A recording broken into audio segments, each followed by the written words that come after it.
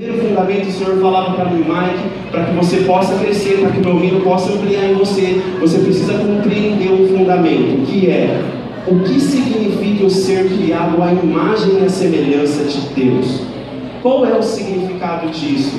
E aí eu fui buscar de Deus qual era o significado, e não dá tempo da gente abrir a Bíblia, não dá tempo da gente ir nos versículos, tá? Mas eu vou citando aqui e vocês vão entender. Em Gênesis 1, 26 ao 28, nós vemos que Deus é Rei Criador, nos fez a sua imagem e semelhança, e a sua primeira declaração a nosso respeito foi: dominem sobre todos os seres viventes. Essa foi a palavra de Deus. E aí eu fui buscar o significado de imagem no hebraico. A palavra hebraica é tselem, que significa sombra. A raiz dessa palavra é o termo tessal, que significa aquilo que é projetado para o lado, assim como a sombra é projetada ao lado de um objeto.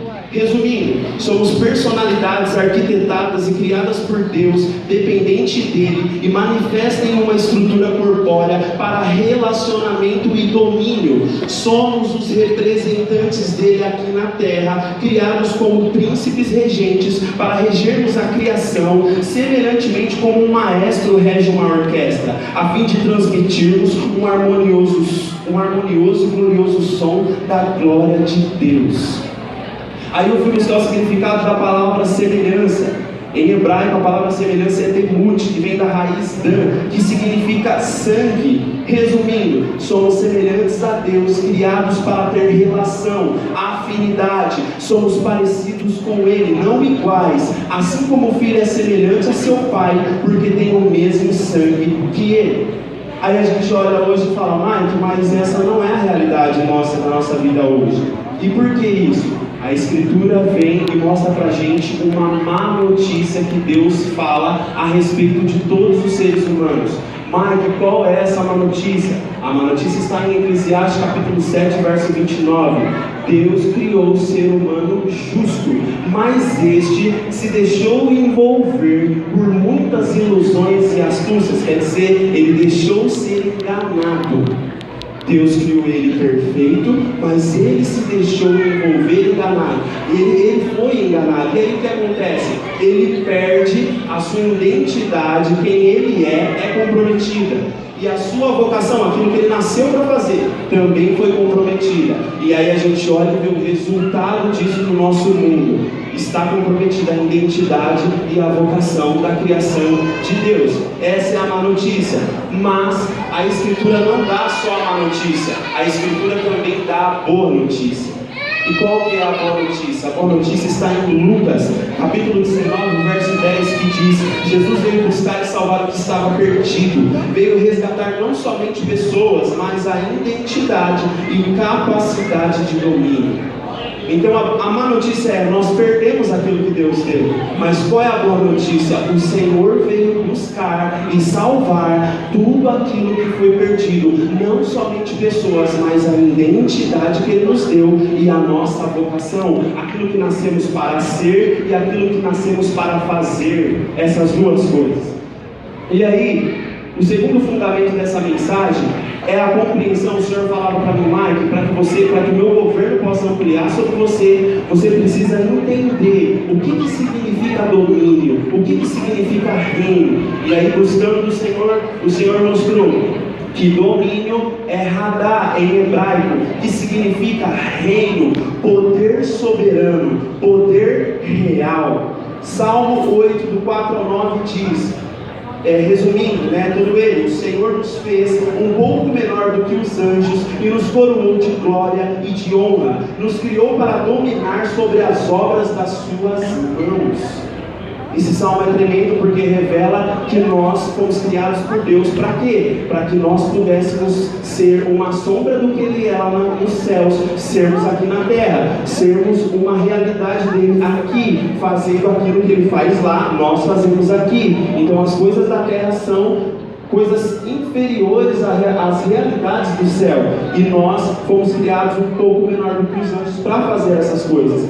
Então a Bíblia fala sobre o que é reino. Um reino é um governo e a autoridade de um rei sobre o seu território. A sua vontade produz uma comunidade de cidadãos que expressam a cultura, a natureza e o estilo de vida do rei. Alguns princípios que todo reino tem. Todo reino tem um rei, todo reino tem um território, todo reino tem cidadãos, todo reino tem privilégios, todo reino tem deveres, todo reino tem leis, economia, exércitos e favor real. Agora escuta os versos da palavra de Deus que está falando desse reino e que está falando sobre nós como filhos dele dentro desse reino. Lucas 22, 29 diz que o Pai entregou o reino ao Filho e este a nós.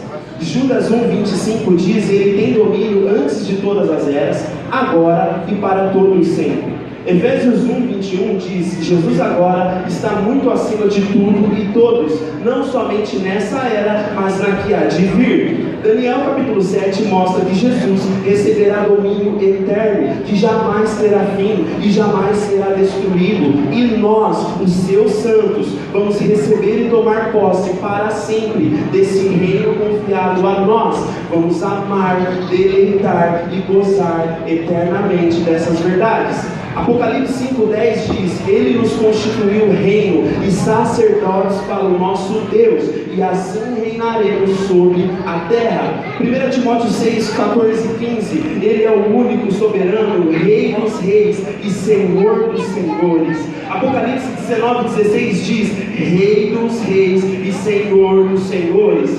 Por isso entendemos que todos os reis adorarão ao rei, pois o reino de Deus é o único reino na terra em que todos os cidadãos são membros da família real, significando que todos os cidadãos são também reis. Por isso Jesus Cristo, que é rei, é chamado não rei dos servos, mas rei dos reis.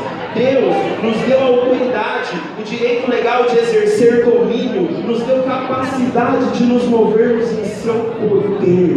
Isso é verdade, isso é realidade, isso é palavra de Deus, que você e eu precisamos pegar no nosso espírito, agarrar no nosso espírito, e assim diz Mateus 25:34, esse reino foi preparado antes da fundação do mundo, e receberemos a plenitude dele como herança eterna. Eu chego no último ponto da mensagem, é o terceiro fundamento que Deus falou e é a parte mais importante para a igreja nessa noite, é a respeito da maturidade. Olha esse verso, Gálatas 4, do 1 ao 2, o verso 7 diz: o herdeiro, quando criança, não pode desfrutar plenamente da herança do pai, mas somente quando é adulto, maduro. No hebraico, maturidade é tamim, que significa completo ou inteiro. Não é perfeição humana, mas uma integridade divina, completo, terminado, balanceado, saudável, sincero, coração completo, íntegro ou fiel. Em grego, maturidade é teleios, que traz a ideia de perfeito, interesse, completude. Maduro ou plenamente crescido, a pessoa em que nada que pertence à sua essência tem sido deixado de fora. Ele é perfeito porque todo o potencial que possui tem sido realizado. Resumindo, maturidade, quando usada com relação aos crentes, como no contexto das epístolas neotestamentárias, descreve uma pessoa que tem atingido a excelência moral, carecendo em nada, tendo chegado ao objetivo, propósito ou finalidade para o qual ela foi criada e que ela ou nós como um todo tínhamos antes da queda. Vou citar os últimos versos a respeito da maturidade e eu encerro essa mensagem comunicando aquilo que o Senhor falou. 1 Coríntios 2,6: falamos de sabedoria entre aqueles que já têm maturidade.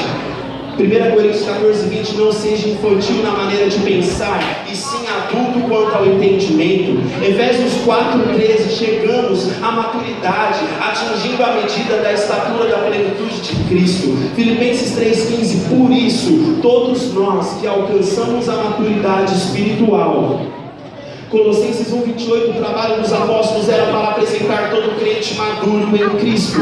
Colossenses 4:12, Epáfras guerreava em oração para que os irmãos fossem maduros e cheios de fé, caminhando na prática da vontade de Deus. Hebreus 5:14, o alimento sólido de Deus é para os adultos que pelo exercício da fé se tornam maduros. Tiago 1:4, a perseverança deve aperfeiçoar o cristão no amadurecimento, tornando completo para que não falte virtude alguma. Irmãos, o que eu vim comunicar hoje da parte de Deus que o Senhor me falou era: Mike, a minha igreja, a igreja do Evangelho Quadrangular 7, que está aqui, eu estou trabalhando para que eles possam todos juntos reconhecer a sua identidade, quem eles são em mim, e reconhecer a sua vocação, o que eles foram chamados para fazer para mim, que é cultivar e guardar tudo aquilo que Ele tem nos dado. O que o Senhor me disse nessa noite, que Ele está fazendo aqui, é restaurando identidade, restaurando vocação, é capacitando pessoas, dando domínio, dando poder, dando capacidade delas cultivarem e guardarem tudo aquilo que Deus tem confiado para elas. E Deus diz assim: eu estou submetendo esta casa a um processo de amadurecimento. O Senhor diz que esta casa está num processo de amadurecimento. Nós vamos crescer e muito. Pastor Luiz, um dia o Senhor disse a mim, o Senhor falou assim: Mike, esta casa vai crescer muito. Mike, esta casa vai crescer muito a um ponto de que as pessoas vão achar que pelo crescimento externo eles perderam a essência, eles perderam a vocação, eles perderam a identidade. Mas o que o Senhor diz é: Mike, não, há um remanescente, há um cheiro da presença de Deus aqui. Isso vai permanecer. Deus vai dar um crescimento interno nessa casa. Deus vai fazer essa casa crescer internamente. E no momento que estivermos preparados, nós vamos crescer externamente.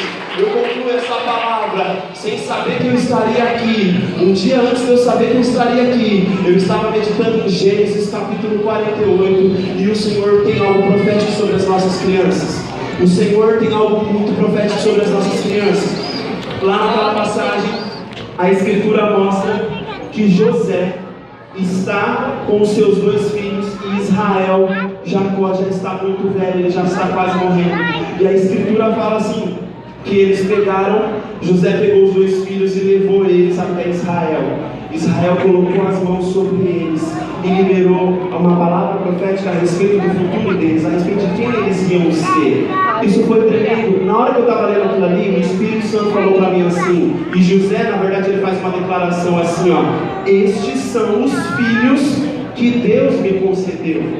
Na hora que eu li isso, o Espírito Santo disse assim: Mike, a Nicole, a sua filha, que não é filha de sangue, eu te concedi, ela é a tua filha. Então eu digo para você aqui, os filhos que você tem, foi Deus que te concedeu. O que você faz com eles? Levam eles ao Senhor. Levam eles ao Senhor. Todas as vezes que tem sido feita orações neste lugar aqui na frente, a minha oração pelas crianças tem sido: Pai, eu libero essas crianças para que elas cheguem ao Senhor. Deus, eu não vou ser um motivo de tropeço para que as crianças não consigam chegar ao Senhor, porque os discípulos impediram essas crianças de chegar, e o Senhor repreendeu eles. Então eu falei: Senhor, eu não vou impedir a Nicole de chegar até o Senhor. Senhor, que nenhum pai nesta casa, que nenhum pai que recebeu um filho teu impeça eles de chegarem ao Senhor. O que o Senhor está dizendo é que as nossas crianças estão sendo levadas ao Senhor. Há um crescimento e uma multiplicação de dons a respeito desta casa, a respeito destas crianças. E aquilo que o pastor Luiz orou, aquilo que o pastor Luiz mais tem pedido para Deus: Deus, eu quero uma velhice, eu quero ter muitos anos de vida. Pastor Luiz, saiba que os seus muitos anos de vida você vai ter. No nome de Jesus eu profetizo que você terá muitos anos de vida. Eu profetizo que você vai ter fartura de dias. Você vai olhar para trás e você vai olhar e vai dizer: quantos anos bem vividos na presença de Deus.